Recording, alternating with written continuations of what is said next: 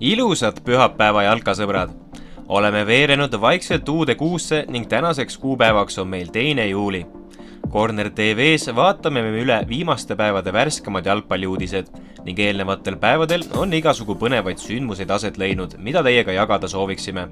Suundumegi nüüd neist esimese juurde.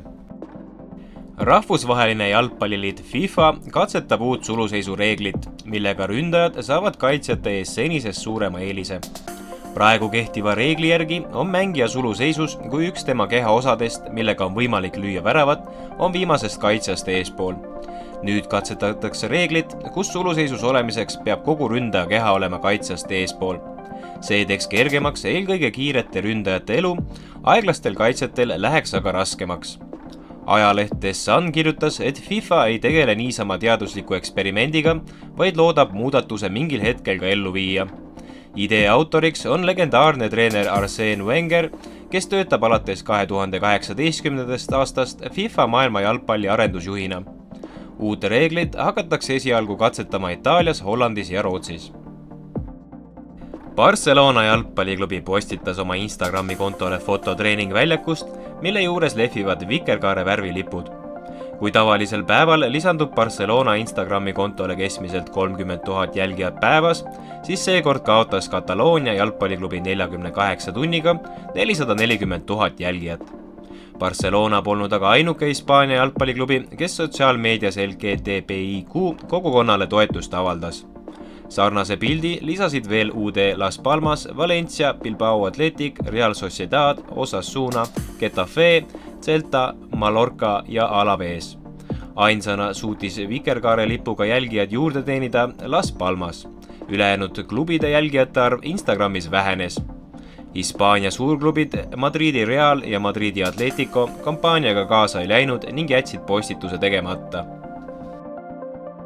Ameerika Ühendriikides toimuval CONCACAFi ehk Põhja- ja Kesk-Ameerika ning Kariibi meretsooni jalgpallisuurturniiril Gold Cup on alagrupist edasipääsu kindlustanud Mehhiko ja Panama.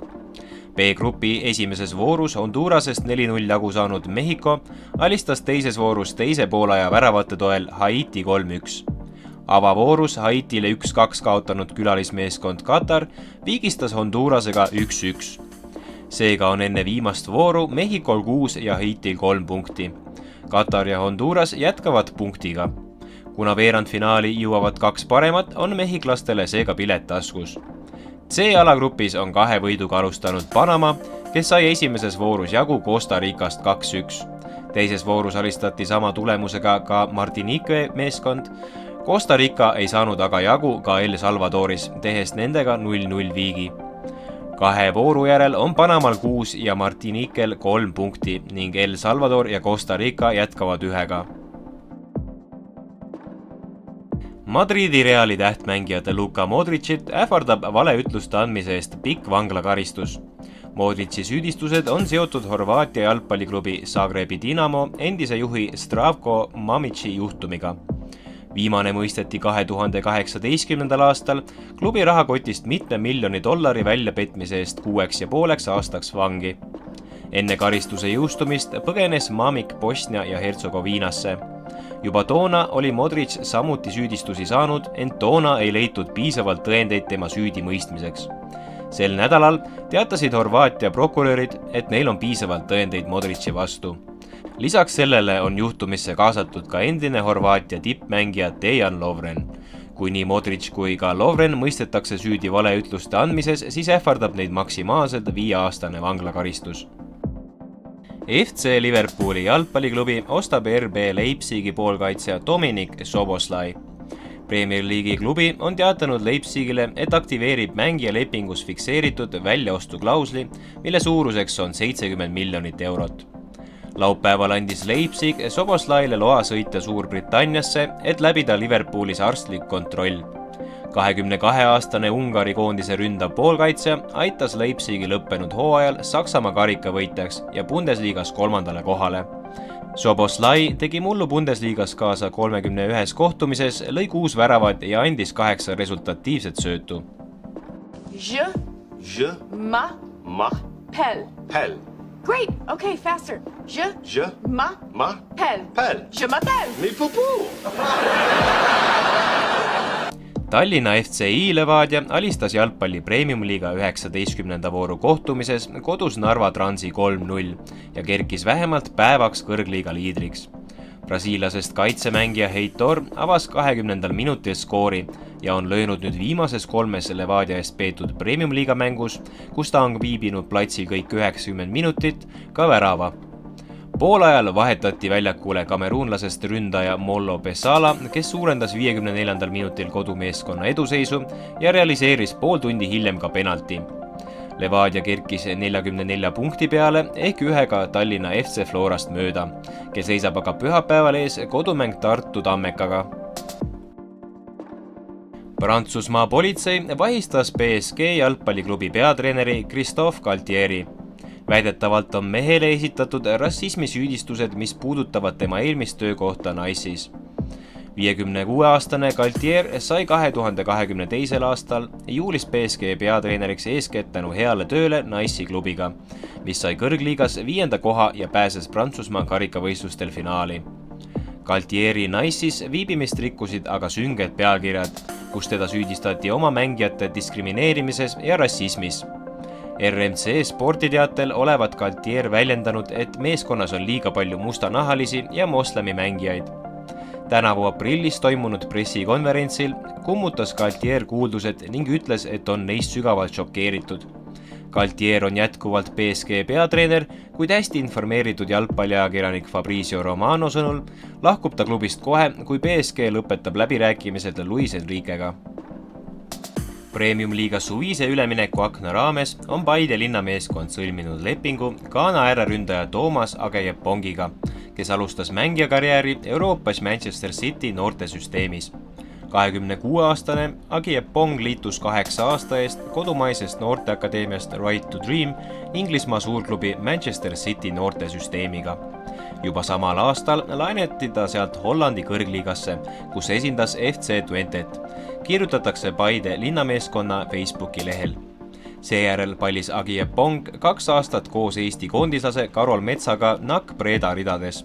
Viimastel aastatel on ta esindanud Šotimaa kõrgliiga klubi Hiberian FC ja Belgia esiliiga klubide SK Beverni ja Lommel SK värve. Ghana rahvuskoondise eest 7 mängu pidanud Ageyepong ütles, et on rõõmus teenitud lepingu üle ning loodab aidata oma panusega meeskonda taas parima vormi saavutamisel. Endine Arsenali, Barcelona ja Chelsea jalgpalliklubi poolkaitsja Cesc Fabregas teatas mängijakarjääri lõpetamisest. 36-aastane hispaanlane võitis karjääri jooksul Hispaaniaga maailmameistri-tiitli, Chelsea'ga 2 korral Premier League'i ja Barcelonaga La Liga. Oma mängijakarjääri lõpetas ta Itaalia Serie B klubis Como 1907, kus Fabregas veetis viimased 2 aastat. Suure kurbusega on käes aeg, mil pean mängusaapad varna riputama, teatas Fabregas Instagrami vahendusel. See ei ole kurb, sest ma alustan kohe treeneritööga ja hakkan juhendama Como 1907 noortevõistkondi. See võluv jalgpallimeeskond võitis mu südame esimesest minutist, kirjutas hispaanlane. Pärast 20 uskumatut aastat, mis oli täis ohverdusi, pühendumust ja rõõmu, on aeg öelda aitäh ja hüvasti jätta selle ilusa mänguga, lisas Fabregas.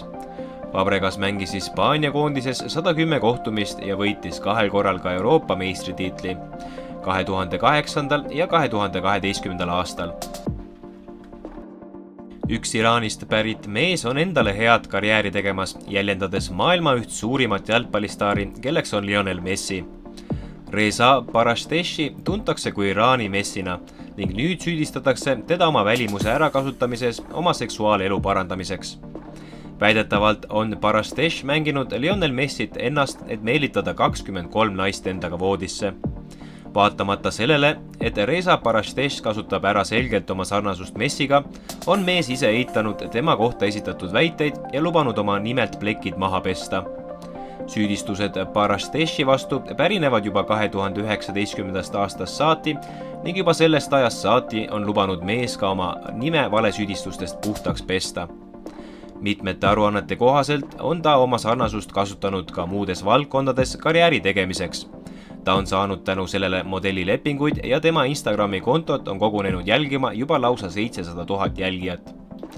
Need uudised on moslemiriikides kõvasti levimas ning see on mu jaoks täielik katastroof. rääkis Messi jäljendaja hiljutises intervjuus. Selle info avaldamise tõttu ahistab mind nüüd kogu maailm. Isegi minu oma pere ründab mind. Ja saamegi taas järjekordsele saate osale joone alla tõmmata. Aitäh, et olite meiega ning kui te soovite meile toeks olla, siis meie videote laikimine, kommenteerimine ning share'imine aitab meie kasvule igati kaasa. Meie oleme tagasi juba paari päeva pärast, et otsida välja ning tuua teieni taas kõige värskemad ning põnevamad juhtumised vutimaailmast. Kohtume peatselt taas. Simon Siedl hat ihn am Mikrofon.